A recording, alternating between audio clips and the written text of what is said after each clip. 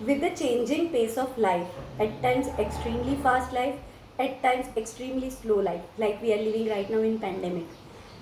With this changing pace of life, we are unable to adjust ourselves, and we constantly look for that one guide which can actually explain us the way of living right life. To that, on this Saturday inspiration, I have come up with an inspiration for you to read Srimad Bhagavad Gita. I'm not telling you all of this because just now Janmashtami has gone, but I'm telling you because I have really researched for this.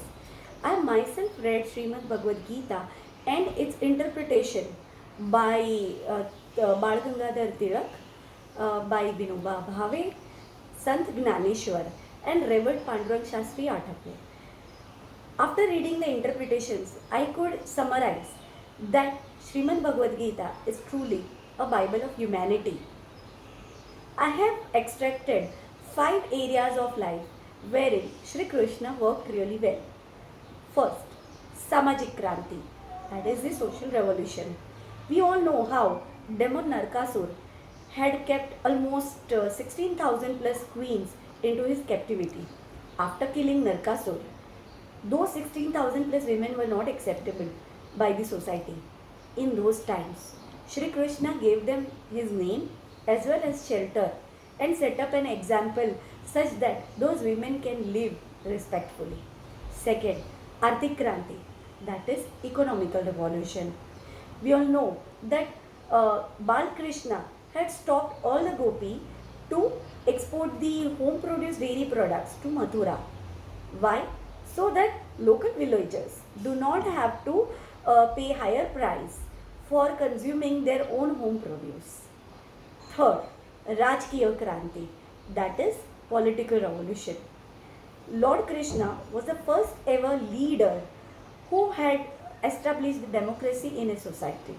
He had in fact formed an institution with the name Vrushni Sangh, where he was elected as a leader. If you all remember, can relate, it is always said Raja Ram, but we have never heard saying Raja Krishna. Krishna was always addressed as a leader. Fourth, Naitik Kranti, that is on the basis of moral values. How Mahabharata war was happened.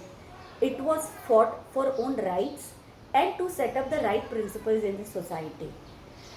For even before going for the Mahabharata war, Lord Krishna had made sure that he is going for the negotiation, for the discussion with the Hastinapur king rulers like Dhritarashtra and to be ruler Duryodhana. In spite of discussion and negotiation, they were not ready to set up the right values and right model for the society to live. And also, Pandavas were basically compromised with their own rights. In this situation, Lord Krishna inspired Pandavas to fight with their own loved ones so that society knows that if time arises and if we need to fight for the moral values, we should not get afraid to fight with our own loved ones because it is fought for the righteousness. Secondly, before fighting or before getting into the war kind of situation, always try with the discussion and negotiation. But even if that is not working out, then you have to go for the war.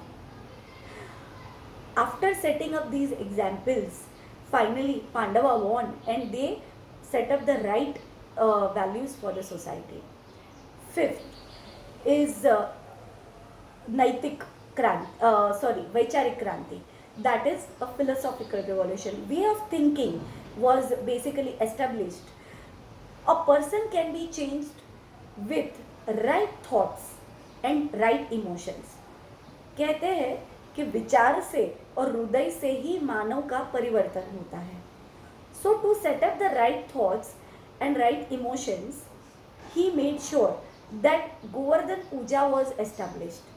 And from God fearing mentality to God loving mentality was set.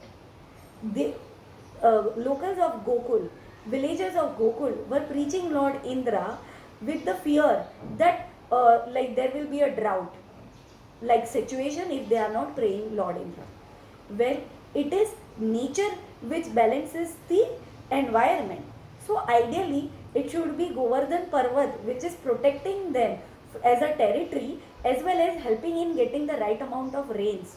So that way, logically, he set up the right thoughts in the society, so that for years together, people start preaching Lord or any nature related elements with the logic and not the what you call it, andhashraddha, disbelief or something like that. Finally, I would like to summarize over here that for me, Lord Krishna, apart from being a Lord, he is a true friend, philosopher, and guide, and a true revolutionist. When I am saying that he is a good, true friend and philosopher and guide, I have got two shlokas to be quoted here. First shloka is from chapter 4, shloka number 3. It is स एवायं मया तेद्य योगः प्रोक्तः पुरातनः भक्तोऽसि मे सखा चेति रहस्यं ये तदुत्तमम्. Wherein instead of talking in the tone of authoritarian that Arjun, you have to do this, rather than that, Lord Krishna says, my dear friend, as a devotee, you should do this. Another shloka from chapter number 6, shlok 35. असंशयं महाबाहो मनो दुर्निग्रहञ्चलम् अप्यासेन तु कौन्तेय वैराग्येण च गृह्यते. Wherein he tells as a philosopher and guide to Arjun that if you really want to establish the righteousness and you want to fight with the conviction, then do a proper study of the situation, and whatever karma you do it by detaching yourself from the fruits. Such an amazing leader he is, such an amazing friend, philosopher and guide he is. To such leader, friend, philosopher and guide and revolutionist, I say a slogan, Krishnam Vande Jagadguru. Thank you for listening to me.